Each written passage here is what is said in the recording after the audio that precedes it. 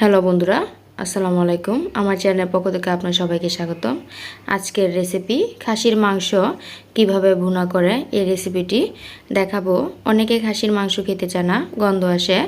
আমি 10 কেজি খাসির মাংস থেকে 2 কেজি খাসির মাংস নিয়ে নিলাম।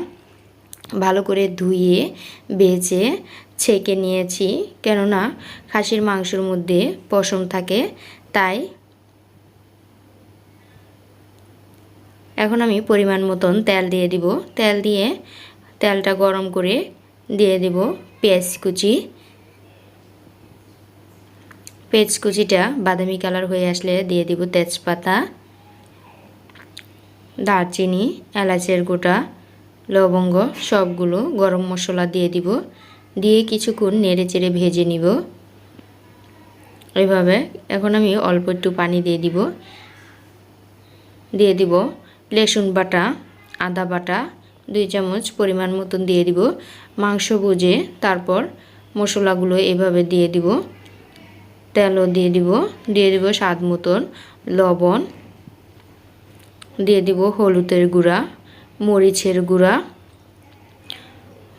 গুঁড়া 1 চামচ হলুদের গুঁড়া দিলে 2 চামচ মরিচের গুঁড়া দিতে হবে। জিরার গুঁড়া, ধনিয়ার গুঁড়া, গরম মশলার ফাঁকি।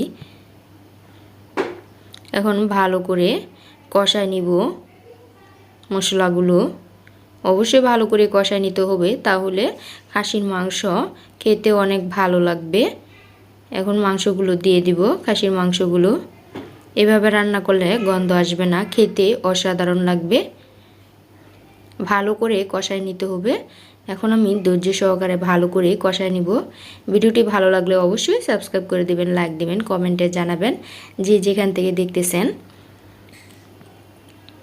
ভালো করে এখন আমার কিছু পানি উঠে গেছে, ভালো করে কষায় নিতে হবে।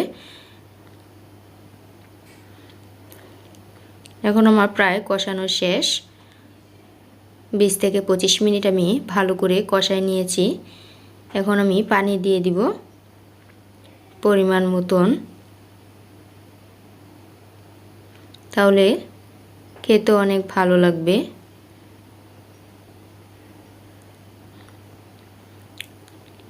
এখন আমি পানি দিয়ে আবার 30 থেকে 25 মিনিট বা 35 মিনিট এভাবে জাল দিয়ে নিব। ভালো করে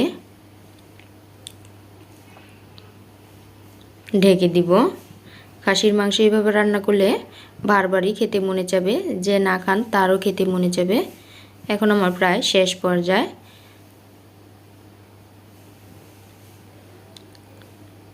দেখতে যেমন সুন্দর, খেতেও অসাধারণ লাগে এইভাবে রান্না করলে। খাসির মাংসের ভুনা